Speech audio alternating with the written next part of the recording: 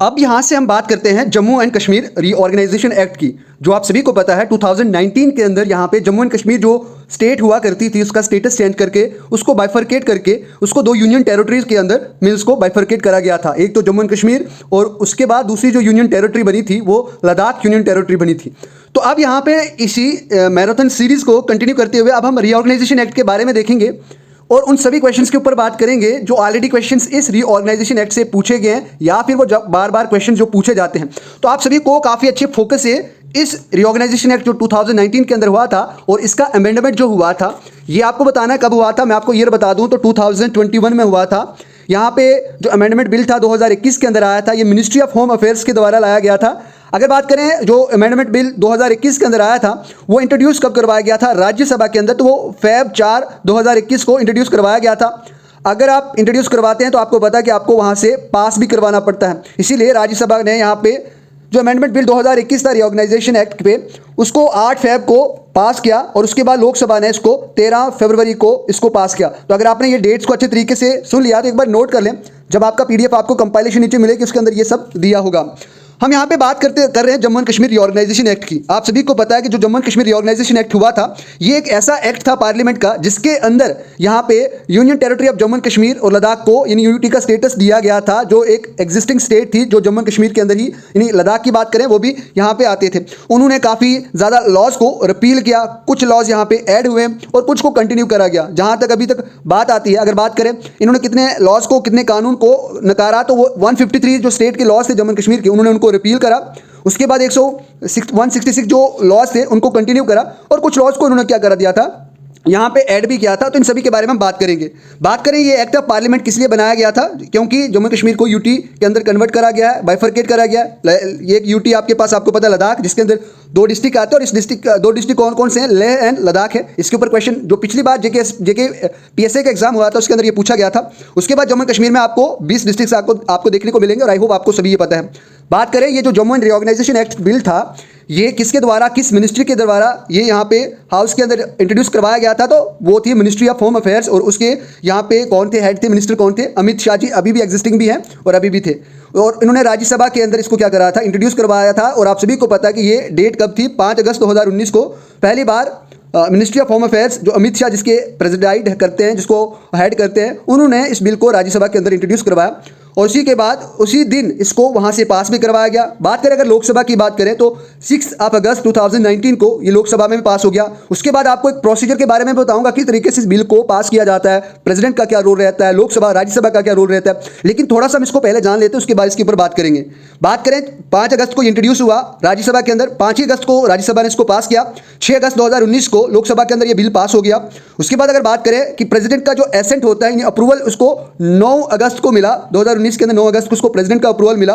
और फाइनली जब ये एक्ट फोर्स में आया वो डेट क्या थी, जिस दिन सरदार वल्लभ भाई पटेल जिनका बर्थडे था उन्हीं के बर्थडे के अवसर पे इसको क्या लाया गया, मींस फोर्स में लाया गया। और 31 अक्टूबर 2019 को सरदार वल्लभ भाई पटेल किस लिए जाने जाते हैं ये आप सभी एक बार कमेंट सेक्शन के अंदर बताएं। देखो अगर आप कमेंट सेक्शन के अंदर इस तरीके की बातें रखेंगे ना तो आपका जो माइंड है वो वर्किंग कंडीशन में रहेगा और डेफिनेटली आपका माइंड एक एक्टिव रहेगा। तो ये आप बता दें। अब किस प्रेसिडेंट ने, आपको ये बात याद रखना कि जिस टाइम पे प्रेसिडेंट ने Jammu and Kashmir reorganisation act को यहाँ पे एसेंट दिया था, अप्रूवल दिया था, उस टाइम के प्रेसिडेंट कौन थे, तो आपको ये याद रखना है रामनाथ कोविंद जी थे। और अभी आपके प्रेसिडेंट अभी चेंज हो गए हैं और अभी हमारे प्रेसिडेंट कौन है, श्रीमती द्रौपदी मुर्मू अभी हमारे करंट प्रेसिडेंट हैं और कितने 15th प्रेसिडेंट ऑफ इंडिया वो बन चुकी हैं।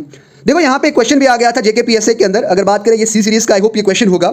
इसमें ये पूछा गया था कि Jammu and Kashmir reorganisation act जो 2019 के अंदर लाया गया था उसको प्रेसिडेंट से कब एसेंट मिला था। और अभी हमने यहाँ पे पढ़ा कि प्रेसिडेंट से उसको कब मिला गया था, कब एसेंट मिला था उसको। अगर जो प्रेसिडेंट ने एसेंट दिया था वो 9 अगस्त 2019 को दिया था। तो इसके अंदर आपका ये जो आंसर है वो आपको ये वाला टिक करना है। उसके बाद बात करें यहाँ पे, मैंने आपको कहा कि देखो किस तरीके से इंट्रोड्यूस 5 अगस्त को करवाया गया, राज्यसभा ने 5 अगस्त को इसको पास कर दिया, लोकसभा ने इसको 6 अगस्त को पास किया, प्रेसिडेंट ने इसके एसेंट 9 अगस्त को दिया और फाइनली एग्जिस्टेंस में ये कब आया था, 31 को आया था।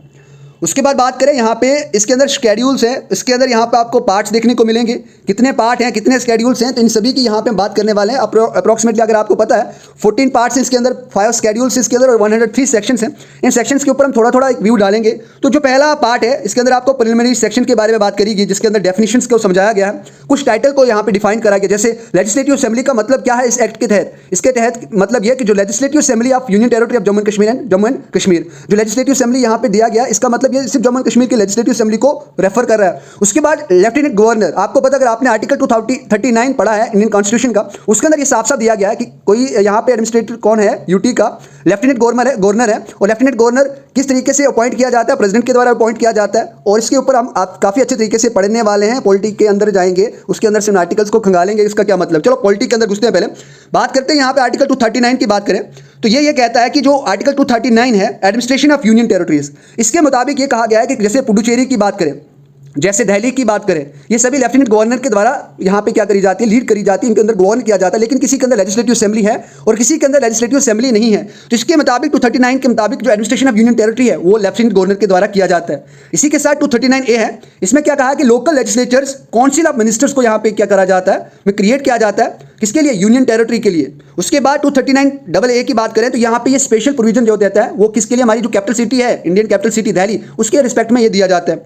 उसके बाद 239AB की बात करें तो अगर कहीं किसी यूनियन टेरिटरी के अंदर कोई कॉन्स्टिट्यूंसी मशीनरी जो है वो फेल हो गई, उसके लिए ये अप्लाई किया जाता है। उसके बाद अगर बात करें आर्टिकल 239B की बात करें, इसके अंदर स्पेशल एडमिनिस्ट्रेटर जो होता है लेफ्टिनेंट गवर्नर, जिस तरीके से अभी हमारे यहाँ पे है मनोज सिन्हा, इसी तरीके से इनको कुछ पावर दी जाती है ताकि वो ऑर्डिनेंसेस को क्या करें, प्रोमलगेट कर पाएं, चेंज कर पाएं, उसको अच्छे तरीके से फॉर्मुलेट कर पाएं। तो इसके लिए यहाँ पे जब लेजिस्लेचर्स ना हो, उस यूटी के अंदर लेजिस्लेचर ना हो, जैसे दिल्ली के अंदर लेजिस्लेचर होता है, सपोज करो उस टाइम वहाँ पे लेजिस्लेटिव असेंबली नहीं है, उस टाइम पे जो लेफ्टिनेंट गवर्नर है आर्टिकल 239B उसको ये पावर्स देती है। तो ये सभी आपको ये याद रखना है। अगर आपको अभी नोट्स नहीं बना रहे, स्क्रीनशॉट ले ले, क्योंकि इस मैराथन के अंदर आपको ये स्क्रीनशॉट लेना काफी इंपॉर्टेंट है। इसकी हमने बात करी जम्मू एंड कश्मीर ऑर्गेनाइजेशन जो एक्ट था, इसके अंदर यहाँ पे 14 पार्ट्स 103 आपको सेक्शंस और 5 शेड्यूल्स आपको देखने को मिलते हैं। इन शेड्यूल्स के अंदर हम काफी अच्छे तरीके से बात करने वाले हैं।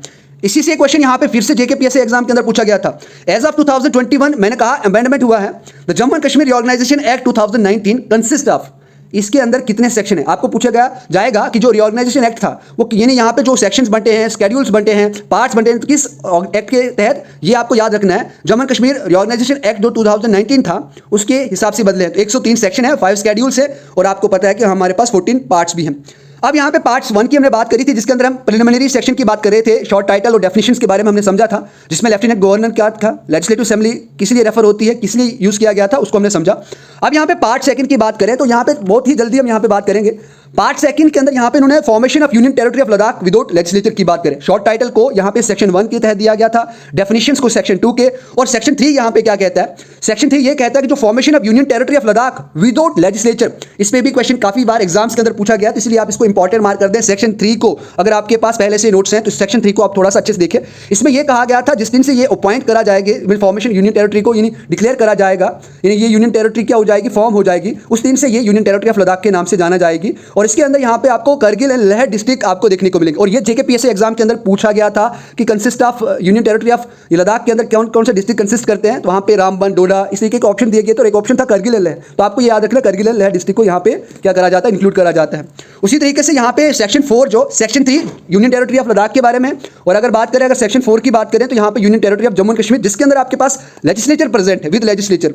उसके बाद 5th की बात करें तो यहाँ पे governor of existing state of Jammu and Kashmir to common lieutenant governor. पहली बार जब यहाँ पे Jammu and Kashmir reorganisation act बना था, उस एक्ट के अंदर ये बताया गया था साफ साफ कि जो गवर्नर होंगे जो state of Jammu and Kashmir के, उस टाइम पे वही वहाँ पे लेफ्टिनेंट गवर्नर किसके होंगे, लद्दाख के होंगे। इसका मतलब है existing state of Jammu and Kashmir के जो कॉमन लेफ्टिनेंट गवर्नर डिक्लेयर करे जाएंगे। और आपको ये बताना है who was the first lieutenant governor of Jammu and Kashmir और लद्दाख यूनियन टेरिटरी के कौन थे, तो आपको ये बताना है। उसके बाद अगर बात करें जो अमेंडमेंट था फर्स्ट शेड्यूल का, वो यहाँ पे किया गया था और ये क्वेश्चन पूछा गया था सेक्शन 6 के तहत। ये यहाँ पे जो स्टेट्स थी और यूनियन टेरिटरी के अंदर इसमें कुछ इंट्रीज थी, जैसे इंट्री 15 को डिलीट करा गया था और यहाँ पे 16 और 29 को दोबारा से रीनंबर्ड करा गया था, तो ये आपको याद रखना है। और उसके बाद अगर यूनियन टेरिटरी की बात करें जो इंट्री 7 थी उसको यहाँ पे इंक्लूड करा गया था, जिसके अंदर ये बताया गया था जम्मू एंड कश्मीर टेरिटरी जो है जो सेक्शन 4 के अंदर यहाँ पे क्या करी गई है, डिक्लेयर करी गई है as per as reorganisation act 2019 के। उसी तरीके से लद्दाख को यहाँ पे सेक्शन 3 के साथ एक डिक्लेयर करा गया था, इसके साथ Jammu and Kashmir reorganisation act की जो यहाँ पे रिजल्ट आउटकम्स निकली उनके हिसाब से इसको डिक्लेयर करा गया था। तो ये आपको याद रखना। और अगर सेक्शन 7 की बात करें आप, इसके अंदर यहाँ पे कुछ पावर्स दी गई हैं जो saving powers of government of union territory of Jammu and Kashmir, तो ये इंपॉर्टेंट नहीं है, आपको 3, 4 और 5 और 6 ये आपको इंपॉर्टेंट ध्यान में रखना है। इसी पे से क्वेश्चन पूछा गया था, a list of all the central laws made applicable to union territory of Jammu and Kashmir is provided under which schedule of the Jammu and Kashmir Reorganization Act 2019। तो ये आपको बताना है कि किस शेड्यूल के तहत इसको चेंज किया गया था, इसको आपको बताना है किस शेड्यूल के तहत इसको चेंज किया गया था। तो आप second schedule, third schedule, fourth schedule या फिफ्थ शेड्यूल, तो ये आपको याद रखना कि ये फिफ्थ शेड्यूल के हिसाब से इसको चेंज किया गया था। List of all the central laws made applicable to union territory of Jammu and Kashmir is provided under which schedule of the Jammu and Kashmir reorganisation act. तो ये आपको एक बार याद रखना है, क्योंकि ये मैंने आगे भी इंक्लूड करा है काफ़ी अच्छे तरीके से, वहाँ पे भी मैंने आपके लिए क्वेश्चंस को दोबारा से यहाँ पे रिप्रेजेंट करवाया ताकि आप इन सभी चीज़ों को अच्छे तरीके से समझ पाओ। और आप डेफिनेटली देखो यहाँ पे ये फिफ्थ शेड्यूल की बात करें, यहाँ पे central laws made applicable to the union territory of Ladakh and Jammu and Kashmir, तो ये इस फिफ्थ शेड्यूल के तहत इसको क्या कराया गया था, मींस कन्वर्ट करवाया गया था। अब यहाँ पे आगे हम बात करते हैं, हमने यहाँ पे पार्ट सेकंड की बात करी, क्वेश्चंस की बात करी। अब पार्ट थर्ड यहाँ पे कहता है reorganisation of the state of Jammu and Kashmir. इसके अंदर formation of union territory of Ladakh without legislature, जो सेक्शन 3 के तहत आपने बात करी थी। उसके बाद यहाँ पे पार्ट थर्ड के अंदर रिप्रेजेंटेशन इन द लेजिस्लेचर की बात करें, जिसके अंदर आपको काउंसिल ऑफ स्टेट्स की बात करें। यहाँ से ये सेक्शन 8 से लेके सेक्शन 57 तक चलता है। इसके अंदर कुछ सेक्शन हैं जिसके ऊपर आपको काफ़ी इंपॉर्टेंट फोकस रखना है। बात करें फोर्थ शेड्यूल की, जो अमेंडमेंट हुई थी वो सेक्शन 8 के तहत हुई थी।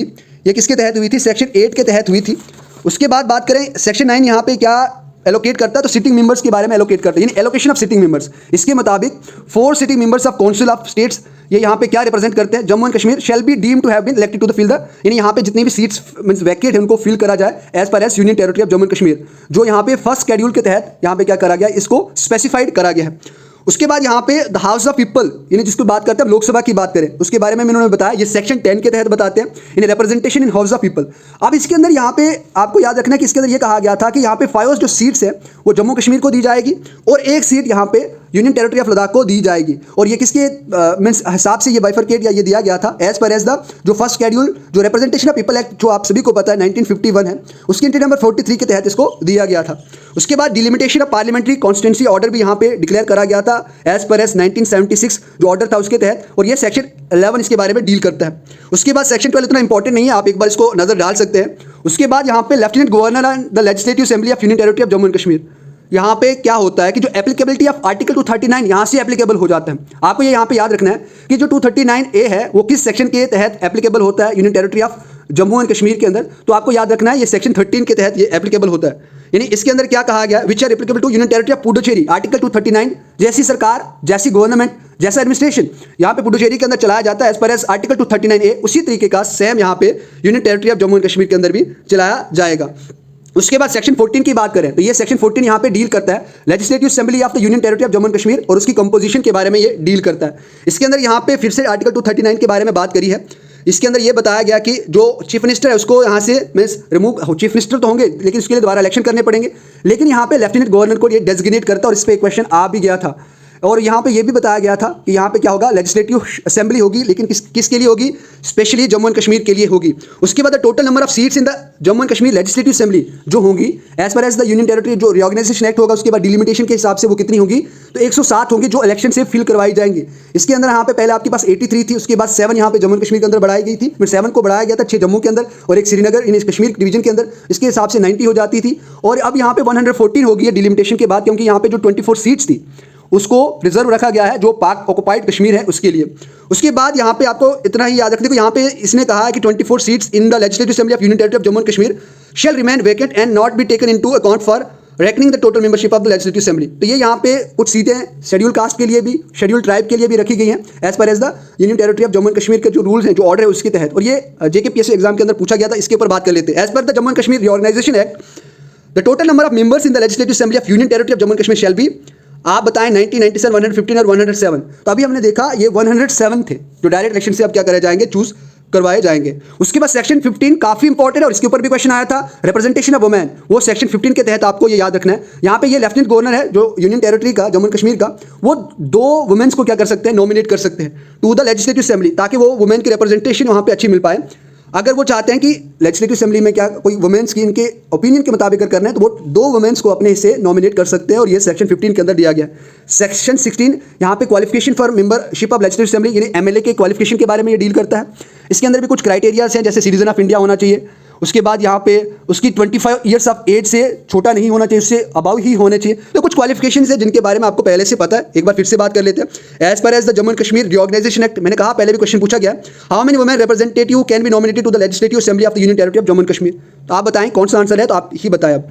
अभी मैंने आपको ये बताया। उसके बाद सेक्शन 18 भी थोड़ा इंपॉर्टेंट हो जाता है, इसलिए क्योंकि यहाँ पे कुछ सेशंस के बारे में बात की जाती है लेजिस्लेटिव असेंबली की। इसके अंदर लेजिस्लेटिव असेंबली, प्रोरोगेशन और डिसोल्यूशन की बात करी जाती है। तो इसके अंदर ये आपको याद रखना है कि यानी time to time legislative assembly को यहाँ पे समन कौन करेंगे, लेफ्टिनेंट गवर्नर करेंगे, और अप्रॉक्सीमेटली 6 मंथ्स के अंदर एक सिटिंग तो होनी ही चाहिए। लास्ट मीन्स 6 मंथ, एक बिटवीन 6 मंथ एक सिटिंग होनी चाहिए, 1 सेशन होना ही चाहिए, जो किसके द्वारा समन किया जाएगा, लेफ्टिनेंट गवर्नर के द्वारा समन किया जाएगा। अगर टाइम की बात करें, वो प्रोरोग्यू कर सकते हैं हाउस का, जैसे डिसॉल्व कर सकते हैं लेजिस्लेटिव असेंबली को। ये सभी पावर यहाँ पे लेफ्टिनेंट गवर्नर के पास दी गई है। उसके बाद सेक्शन 21 भी इंपॉर्टेंट है। ये क्या करता है, special address by lieutenant governor to legislative assembly. कुछ स्पेशल एड्रेस संबोधित करते हैं लेफ्टिनेंट गवर्नर लेजिस्लेटिव असेंबली को, ये एज पर सेक्शन 21। तो ये आपको बात याद रखनी कि सेक्शन 21 है, लेकिन ये जो पार्ट है वो पार्ट कौन सा, पार्ट 3 की हम बात कर रहे हैं। इसके अंदर ये बताया गया है at the commencement of the first session, जो पहला सेशन की कमेंसमेंट शुरुआत होती है हर एक जनरल इलेक्शन असेंबली के बाद, उस टाइम पे यहाँ पे जो स्पेशल एड्रेस जिस तरीके से प्रेसिडेंट का होता है लोकसभा के अंदर, उसी तरीके से यहाँ पे लेफ्टिनेंट गवर्नर का दिया जाएगा। तो ये आपको बस इतना सा याद रखना है। उसके बाद सेक्शन 24 एक है। सेक्शन 24 यहाँ पे ओथ और एफर्मेशन ऑफ मेंबर्स की बात करते हैं। उसके बाद सेक्शन 31 यहाँ पे सैलरीज एंड अलाउंसेस के बारे में बात करते हैं। ये आपको थोड़ा सा, अगर आपके पास नोट्स है तो इनको थोड़ा सा देख लें, इतने इंपॉर्टेंट ये नहीं है। उसके बाद सेक्शन 47 की बात करें तो इंपॉर्टेंट हो जाता है। अगर सेक्शन 47 की बात करें, ये कहता है कि official language or languages of union territory of Jammu and Kashmir and language or languages to be used in legislative assembly thereof. और अभी आपको पता है कि ऑफिशियल लैंग्वेज यहाँ पे पहले 3 थी, अभी 5 हैं। तो आपको बताना है कौन कौन सी हमारी जम्मू एंड कश्मीर की ऑफिशियल लैंग्वेज है, और ये मैंने आपको पहले के जो हमने शुरू में जो मैराथन शुरू करा था उसी में आपको मैंने बता दिया। उसके बाद सेक्शन 52 को थोड़ा सा देख लेते हैं। Power of lieutenant governor to promulgate ordinances. जब लेजिस्लेटिव असेंबली स्टेट के अंदर या यूटी के अंदर उस टाइम पे, सॉरी स्टेट नहीं, यूटी के अंदर प्रेजेंट नहीं हो, एट द टाइम कुछ ऑर्डिनेंसेस को, कुछ लॉज को यहाँ पे लेफ्टिनेंट गवर्नर, जिस तरीके से ऑर्डिनेंस प्रेसिडेंट के द्वारा इशू करे जाते हैं, उसी तरीके से यहाँ पे ऑर्डिनेंस लेफ्टिनेंट गवर्नर के द्वारा यूटी के अंदर इशू करवाए जा सकते हैं। उसके बाद बात करते हैं यहाँ इसी के अंदर यहाँ पे काउंसिल ऑफ मिनिस्टर की बात करते हैं, जो जम्मू एंड कश्मीर स्टेट के बारे में बात करते हैं। ये सेक्शन 53 के तहत दिया गया है काउंसिल ऑफ मिनिस्टर के अंदर। इसमें यह बताया गया कि यहाँ पे 10% से ज़्यादा जो काउंसिल ऑफ मिनिस्टर वो नहीं होने चाहिए, और इस 10% के अंदर प्रेसिडेंट को भी इंक्लूड किया जाता है। और यहाँ पे प्रेसिडेंट को, सॉरी नहीं, चीफ मिनिस्टर को भी इंक्लूड किया जाता है, ताकि वो एड एंड एडवाइस किसको दे पाए, लेफ्टिनेंट गवर्नर को दे पाए, उसके जो फंक्शनरीज है, जो फंक्शन में उसकी हेल्प कर पाए। उसके बाद यहाँ पे बात करते हैं 54 की बात करें। सेक्शन 54 के तहत कुछ प्रोविजंस यहाँ पे दिए गए हैं किसको, कुछ मिनिस्टर्स को, जिसके अंदर ये बताया गया कि जो चीफ मिनिस्टर है वो shall be appointed by the lieutenant governor के द्वारा अपॉइंट किया जाए, और दूसरे जो मिनिस्टर हैं वो लेफ्टिनेंट गवर्नर के द्वारा अपॉइंट करे जाएंगे। लेकिन इसके अंदर यहाँ पे एडवाइस किसकी होगी, एडवाइस होगी यहाँ पे चीफ मिनिस्टर की। उसके बाद बात करें, एक मिनिस्टर ऑफिस के अंदर तब तक रह सकता है जब तक प्लेजर है किसका, लेफ्टिनेंट गवर्नर का। It means the minister shall hold office during the pleasure of lieutenant governor. ये कुछ अदर प्रोविजंस हैं। इसी तरीके से आपको ये सभी याद रखने, और अगर आपके पास है तो आप इसको एक बार देख सकते हो। उसके बाद कंडक्ट ऑफ बिजनेस की बात करते हैं, सेक्शन 55 की बात करें। 56 यहाँ पे duties of chief minister as respects the furnishing of information to the lieutenant governor, कि चीफ मिनिस्टर को जो इन्फॉर्मेशन है किस तरीके से लेफ्टिनेंट गवर्नर तक प्रोवाइड करनी है, वो सेक्शन 56 यहाँ पे डील करता है। लेजिस्लेटिव काउंसिल की बात करें तो ये यहाँ पे 57 सेक्शन के अंदर आता है, जिसके अंदर ये बताया गया abolition of legislative council of states of Jammu and Kashmir. उसके बाद पार्ट 4 की बात करें तो यहाँ पे administration of union territory of Ladakh की बात करी गई है। और इसके आपको पता है कि लद्दाख को किस तरीके से यूनियन टेरिटरी के सेक्शन के हिसाब से इसको स्टेटस मिला, तो सेक्शन 3 के हिसाब से appointment of lieutenant governor of union territory of Ladakh, जो सेक्शन 58 के तहत है। इसके अंदर ये बताया गया कि lieutenant governor to be appointed by him under article 239 के हिसाब से ही लेफ्टिनेंट गवर्नर यहाँ पे लद्दाख को एप्लीकेबल होगा। उसके बाद यहाँ पे बात करें तो पार्ट 5 यहाँ पे डिलिमिटेशन के बारे में बात करता है, जिसके अंदर कुछ डेफिनेशंस हैं। डिलिमिटेशन ऑफ कॉन्स्टिट्यूंसीज की बात करी है, यहाँ पे पावर ऑफ इलेक्शन कमीशन की बात करी है, delimitation order up to date, और अभी तक आपको 3 बार आपको डिलिमिटेशन एक्ट देखने को मिला होगा। उसके बाद कुछ स्पेशल प्रोविजन है ताकि पार्लियामेंट्री और असेंबली कॉन्स्टिट्यूंसी को दोबारा से री एस्टैब्लिश या री एडजस्ट करा जाए एज पर एज 2011 सेंसस। और अभी जो कॉन्स्टिट्यूंसीज के अंदर जो डिलिमिटेशन एक्ट हुआ है वो भी किसके द्वारा किया गया, एज पर एज 2011 सेंसस के हिसाब से ही किया गया है। उसके बाद कुछ बात करें यहाँ पे पार्ट 6 की बात करें तो यहाँ पे इसके अंदर शेड्यूल कास्ट और शेड्यूल ट्राइब की बात करें। यहाँ पे किसकी बात करी, उन्होंने शेड्यूल कास्ट और शेड्यूल ट्राइब की बात करी है। इसके अंदर ये कहा गया कि applicability of schedule caste order और applicability of schedule tribes order as per as population ratio के हिसाब से इनको क्या करा जाएगा, उनको यहाँ पे एलोकेशन ऑफ सीट्स, जो उनको सीट दी जाएंगी वो उस हिसाब से ही यहाँ पे इनको दी जाएंगे। और ये सेक्शन 65 और 66 यहाँ पे क्या करते हैं, डील करते हैं। उसके बाद यहाँ पे मिसलेनियस पार्ट, यहाँ पे 7th की बात करें तो मिसलेनियस एंड ट्रांजिशनल प्रोविजन की बात करते हैं। ये 67 से लेकर 73 तक चलते हैं। इसमें इंपॉर्टेंट आपके पास सेक्शन 68 है, जिसके अंदर public account of the union territory of Jammu and Kashmir and money credit to it.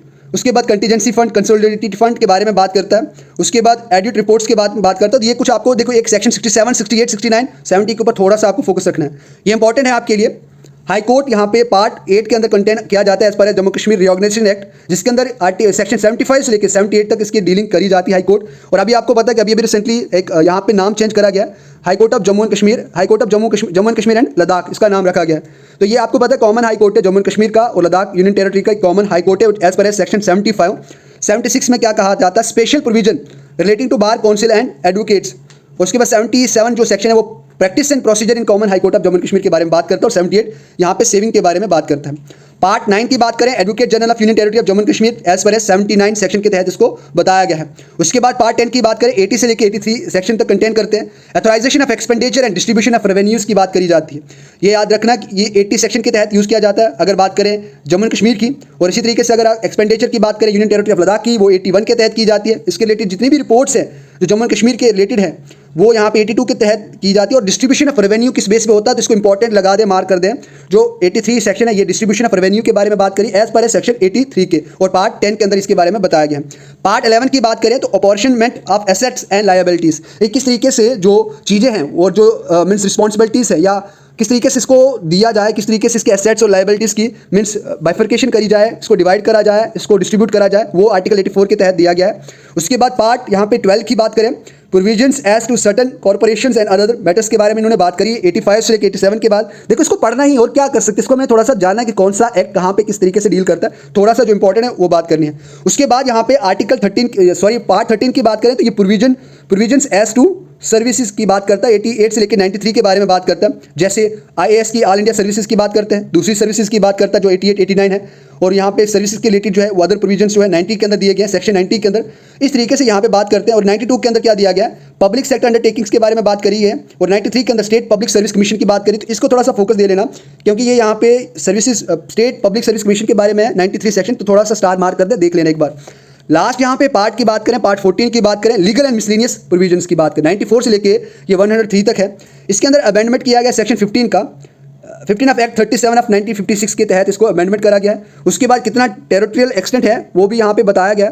Power to adapt laws section 96 के तहत, पावर टू कॉन्स्टिट्यूट लॉस ये यहाँ पे 97 के तहत, पावर टू नेम अथॉरिटीज़ जो गवर्नमेंट के फंक्शन जैसे स्टैट्यूटरी फंक्शंस करने के लिए किस तरीके से इनको नेम दिया जाए, किस पावर को किस अथॉरिटी को क्या नेम दिया जाए, क्या पावर दी जाए, वो यहाँ पे सेक्शन 98 डील करता है। Legal proceeding, transfer of pending proceedings, ये इंपॉर्टेंट है आपके लिए, तो ये यहाँ पे 100 जो सेक्शन वो डील करता है। लास्ट वाला क्या है, पावर टू रिमूव डिफिकल्टीज, ये आप सभी के लिए इंपॉर्टेंट है। अब यहाँ पे स्केड्यूल की बात करेंगे, उसके बाद मैं बहुत जल्दी आपके लिए कोई रिवीजन बेस भी लाऊंगा। जैसे फर्स्ट स्केड्यूल यहाँ पे जो इसके अंदर 5 स्केड्यूल्स थे, पहला स्केड्यूल यहाँ पे union territory of Jammu and Kashmir के जो मेंबर्स हैं उसके बारे में डील करता है, जिसके अंदर काउंसिल ऑफ स्टेट है जो सेक्शन 9 के अंदर दिया गया है। उसके बाद सेकंड स्केड्यूल की बात करें, union territory of Jammu and Kashmir parliamentary जो कॉन्स्टिट्यूंसीज है उसके बारे में बात करता है। Union territory of Ladakh parliamentary constituencies के बारे में ये बात करता है, तो ये आपको ये याद रखना है। थर्ड स्केड्यूल की बात करें, union territory of Jammu and Kashmir assembly constituencies की बात करता है। और फोर्थ जो स्केड्यूल्स है उसके बारे में बात करें तो ये ओथ एंड एफर्मेशन की बात करता है जो सेक्शन 16, 24 और 54 के अंदर दिया गया है। उसके बाद फिफ्थ स्केड्यूल की बात करें जो सबसे इंपॉर्टेंट है आप सभी के लिए और आपको ये काफ़ी अच्छे से याद भी रखना है। ये फिफ्थ जो स्केड्यूल है वो इंपॉर्टेंट आप सभी के लिए, इसमें सेंट्रल लॉज जो है वो एप्लीकेबल करे जाते हैं union territory of Jammu and Kashmir के लिए और यूनियन टेरिटरी ऑफ लद्दाख के लिए।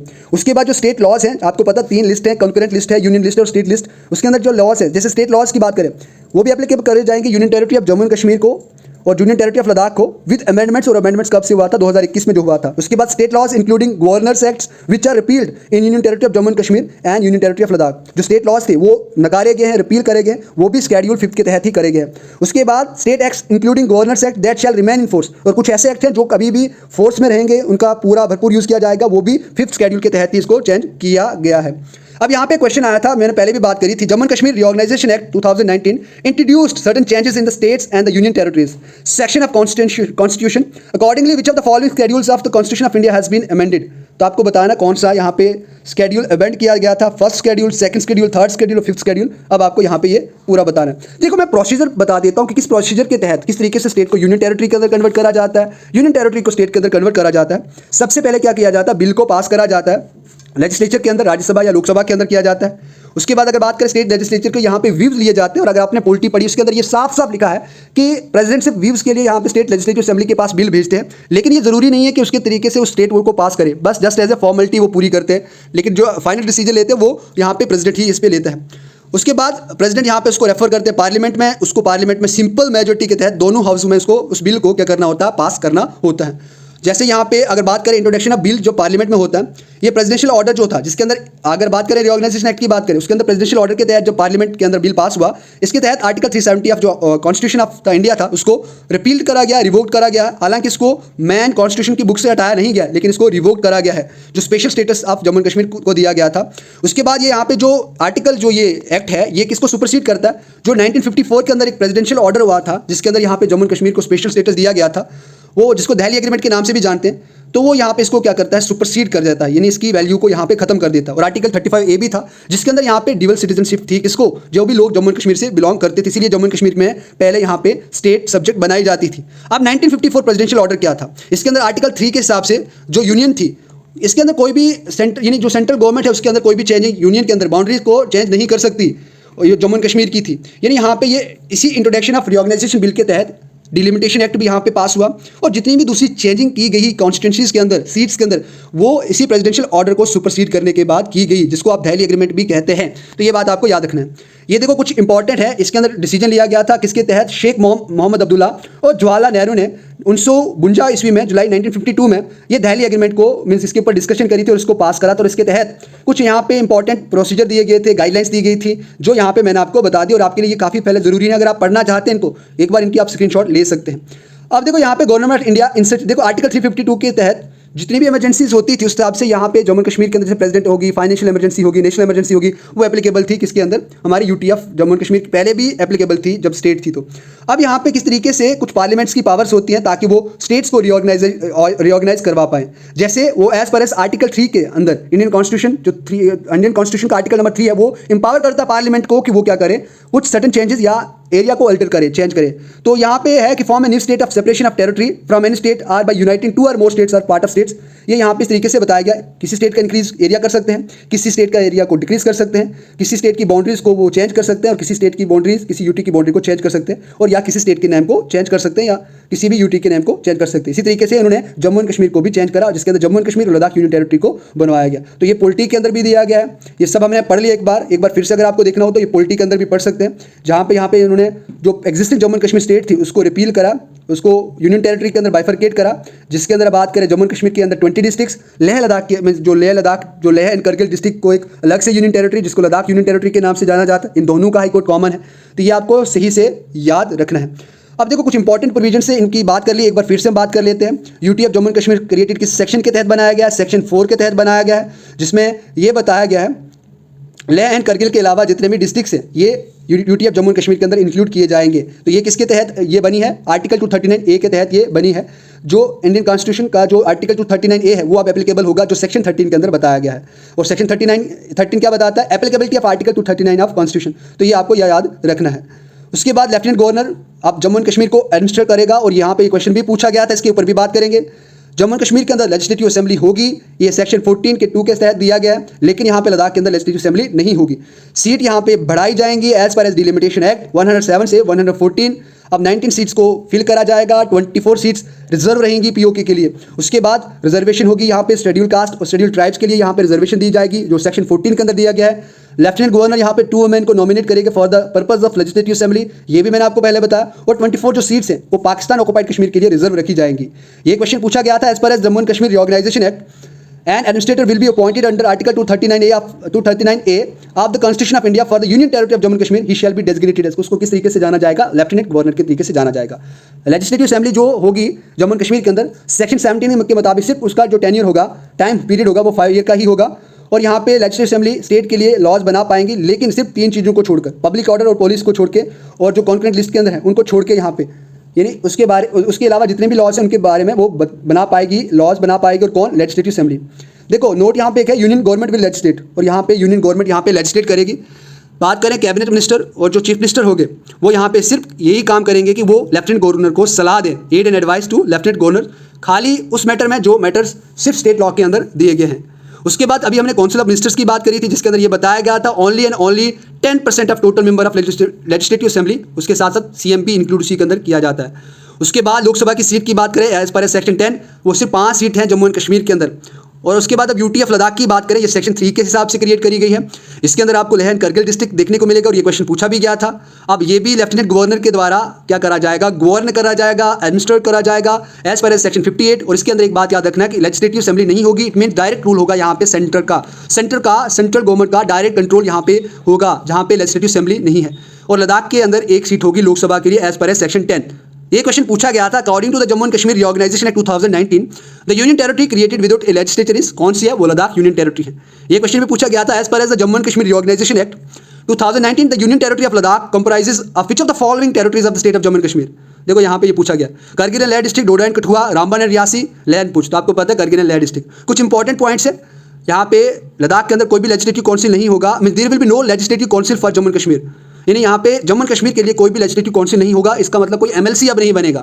उसके बाद chief minister of Jammu and Kashmir जो अप्राइज करा जाएगा, जो क्या करेगा, हेल्प करेगा एलजी को और दूसरे कैबिनेट के डिसीजंस को।